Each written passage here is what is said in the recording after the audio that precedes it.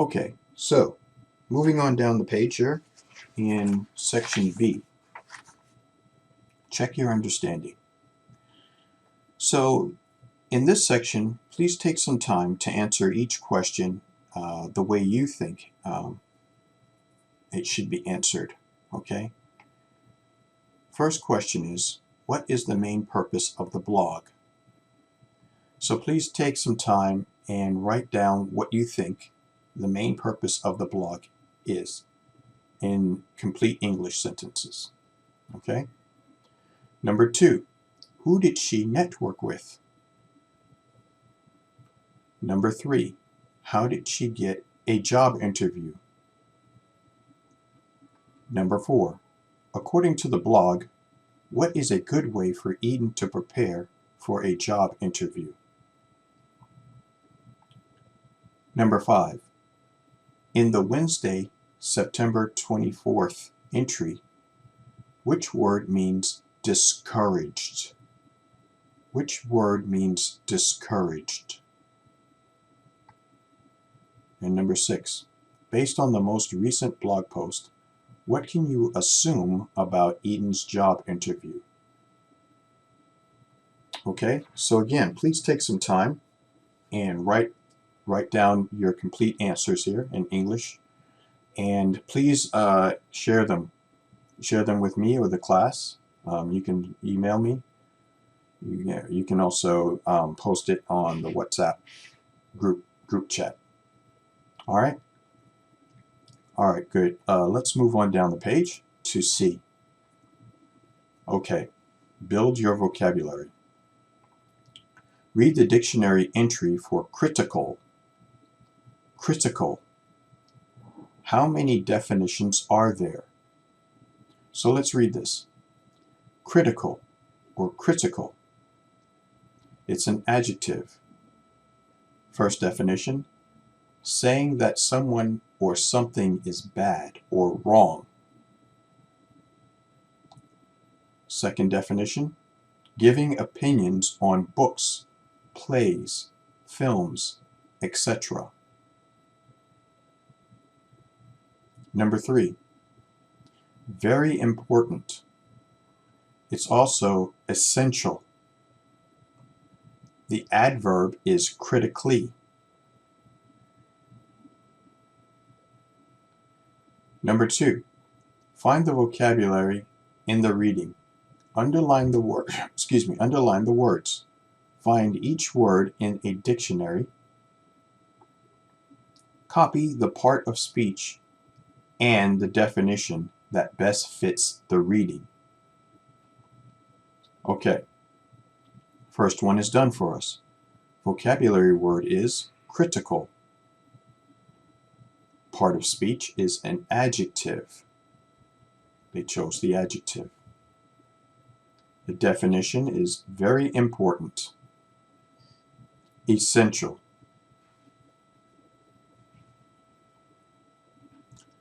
Number 2, network. Part of speech that I read from the book, from the reading, was a verb. And the definition would be to talk to people about jobs. Network. Vocabulary word number 3, fair. Fair is a noun. Definition, a place to learn about jobs and companies. Number 4, patient. Patient is, in this reading, is the part of speech is an adjective, and the definition is calmly or patiently waiting for something to happen. Patiently waiting for something to happen, or calmly waiting for something to happen. Firm. In this reading, the word firm was an adjective, and the definition is strong. Strong. Number 6, the last one, confidence. In this reading, the part of speech was a noun. And the definition is the feeling that you are good at something. Okay. So this is what I got. Hopefully you had a chance to read through Eaton's blog and find these yourself using a dictionary. Some words in English have multiple meanings. That's why it's always good to look in the dictionary sometimes to see how this word fits in with the reading. All right? Let's move on down the page here. D. Talk with a partner. Ask and answer questions. What is the most critical goal? What is your most critical goal right now? So critical, right? We saw that important, that it's an adjective and it's very important, essential, right? So maybe maybe a critical goal would be to understand and to speak English fluently. Okay. Number 2, if you are trying to find a job, who can you network with? So network, right? It's a verb. Talk to people about jobs. Who can you talk to or talk with? You can talk with friends, family members, store owners, people who you know that might be in positions where they can hire. For instance, the human resource manager of a job of a company. All right, those are people who you can network with. Number 3, how can you show confidence in a job interview? Confidence is a noun, the feeling that you are good at something. You can show confidence at a job interview by stating answers confidently and strongly, right? If somebody asks you, what are your strengths? Oh, my strengths are I'm reliable. I do things and I do them on time. Okay? I do things well and I do them on time. Okay? That's how you can show confidence in a job interview. All right. So we're done with this. With lesson D, reading. So let's move on to lesson E, page 104. Okay, so we're on to lesson E in unit 8. Lesson E is writing. Now, before you write, talk with a partner. Who do you send thank you emails to? Make a list. Share your list with the class.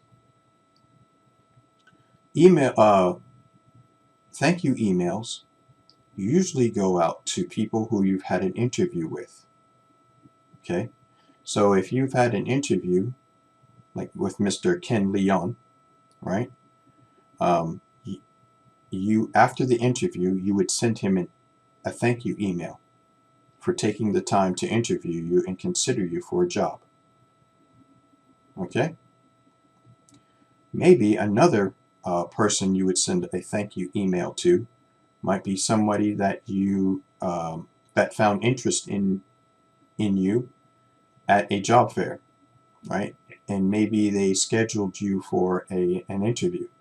So maybe you would send them a thank you email as well. Okay?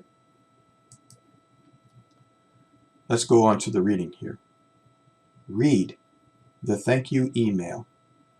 So this is an email to Janice Hill at smartshop.com, and the subject is September 29th interview. Dear Miss Hill, I would like to thank you for the job interview I had with you on Monday, September 29th. I appreciate the time you spent with me.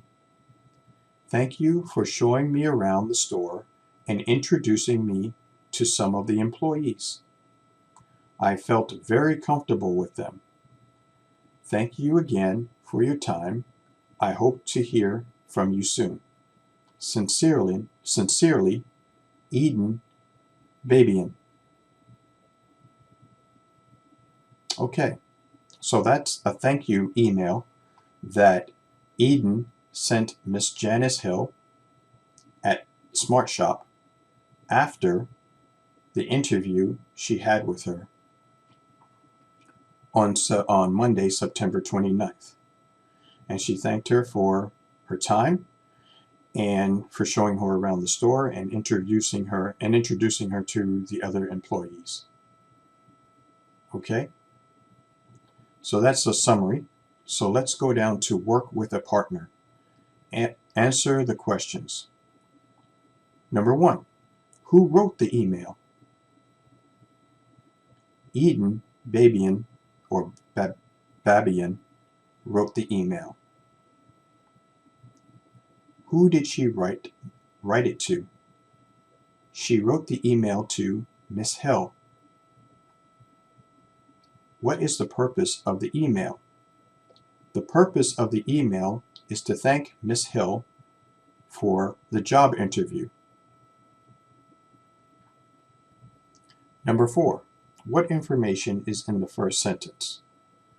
The information in the first sentence is the date of the interview and Eden's appreciation, her saying thank you for that job interview. Okay. Number 5, how many times did the writer say thank you? Let's see. 1, 2, 3. So 3 times. How many times did the writer say thank you? The writer said thank you 3 times. What does Eden want to happen next? Eden wants Miss Hill to talk to her or to send her some sort of information about whether she got the job. She's hoping to hear from her soon. Okay? Number 7, how does the writer end the email? The writer ends the email with sincerely, a nice ending, and then her name. All right. Let's move down the page. Let's move over to page 105. Yeah. Okay. So, page 105. C. Plan a formal thank you email. Complete the information. Name and address of the person or business you are thanking. Reason for saying thank you.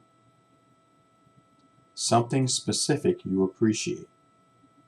So if we look back here on Eden's email, her thank you email, she did all of these things. She wrote the name and address of the person or the business she was thanking.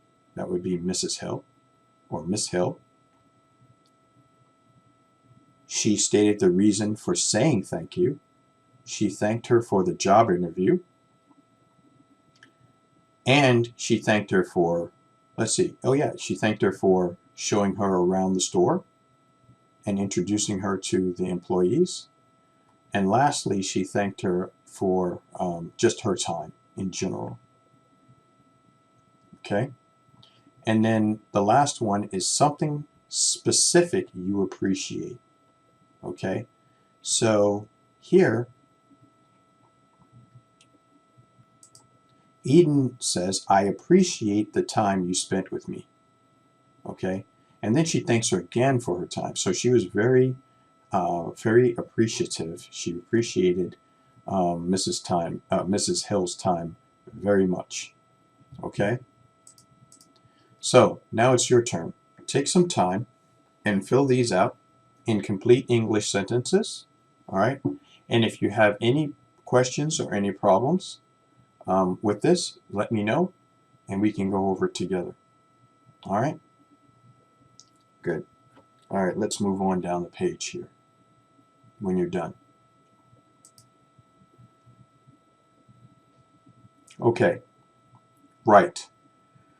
Write a formal thank you email to a person or a business. Say why you are thanking the person and mention something specific that you appreciated. Thank the person again at the end of the email.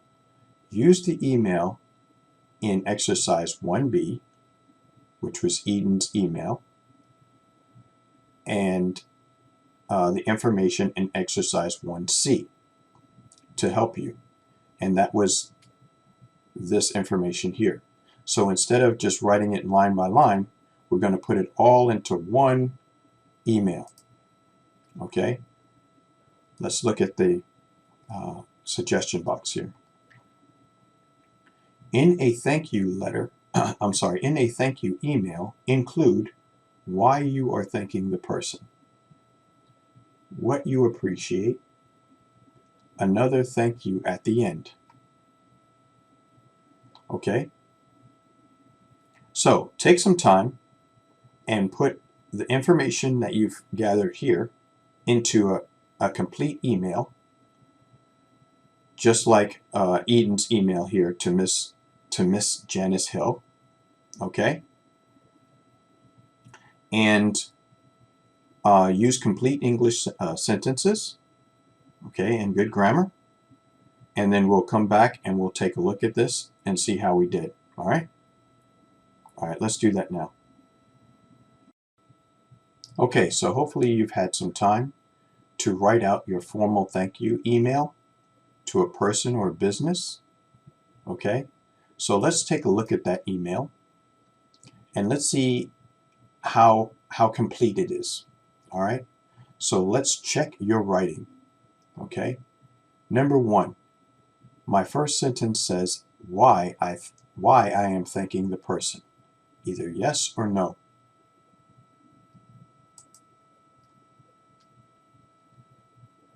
Number 2, I mentioned something specific that I appreciated, yes or no. Number 3, I thanked the person again at the end of the email, yes or no. Now hopefully you have all yeses here, and that would mean that you have a good complete thank you email. Okay? So if that's the case, letter B, share your writing with a partner. Number 1, take turns. Read your email to a partner. Number 2, comment on your partner's email. Ask your partner a question about the email. Tell your partner one thing you learned. Okay, so this would be a great exercise to do if you'd like to set up small Zoom meetings with other people in the class, or if you want to communicate back and forth using WhatsApp and just really expand on your English and practice. All right, cool. Let's move on.